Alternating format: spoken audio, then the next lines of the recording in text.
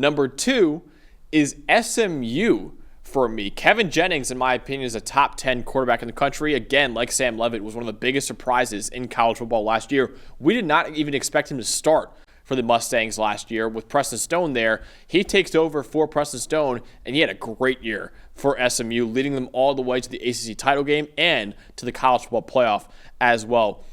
Kevin Jennings was 10th among all quarterbacks in the country in clean pocket passing grade at 90.6 and overall passing grade with an 85 passing grade last year for the Mustangs.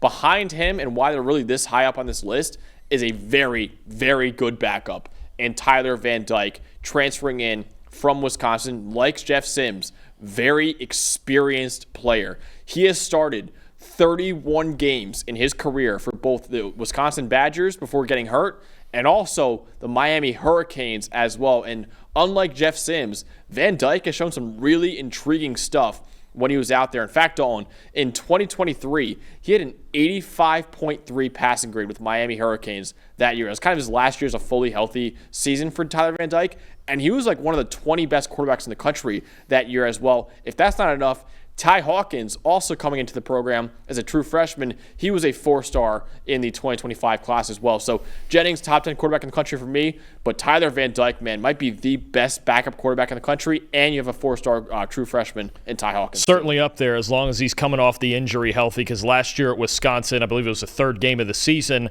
suffered a really ugly knee injury that caused him to miss the rest of the year, really threw Wisconsin's season into a tailspin. But you mentioned it, his work at Miami, and one thing that needs to be remembered here, could Van Dyke be starting maybe somewhere even at a G5 school or what have you? Sure, but back in 2021 when he first burst onto the scene, 25 touchdowns, 6 interceptions at Miami, his offensive coordinator was SMU head coach Rhett Lashley, right? So you talk about he broke out. You know, Van Dyke, you could argue, even got Rhett Lashley the head coaching job at SMU, even though he had been there before. And then he had 2 more pretty good seasons at Miami. Obviously, some inconsistencies, especially 2023, but there's a lot of, Georgia Tech and not taking a knee involved in that. But Van Dyke, solid football player, and you mentioned it. Get a guy of this quality as your backup quarterback, especially with a coach that he's familiar with. I think maybe part of it was Lashley doing him a favor, going, look, you got me this SMU job, let me bring you back here. And look, Kevin Jennings, he runs around a lot. He's a wiry, skinny kind of guy. Sometimes he takes some hits that he shouldn't.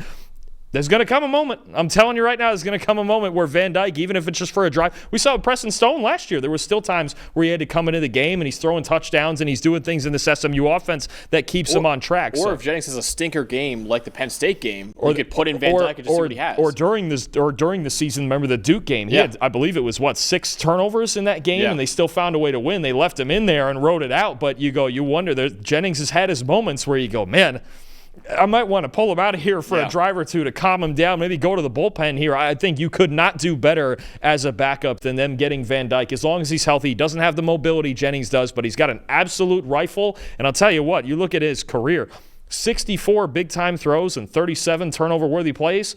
That's a guy who should probably be starting somewhere, and he chose to go down there with the connection with Lashley and get on a really good football team with SMU. It's a great situation for the Mustangs to be in. This is a while ago, obviously, but I remember Tyler Van Dyke getting legitimate first-round buzz in the 2022 NFL Draft just because of how good he was in Miami. So you get a guy who was getting first-round buzz a few years ago, and Tyler Van Dyke is your backup quarterback now to Kevin Jennings. That's a great situation for SMU, who also, like I said before, has a 4-star true freshman, and Ty Hawkins as well.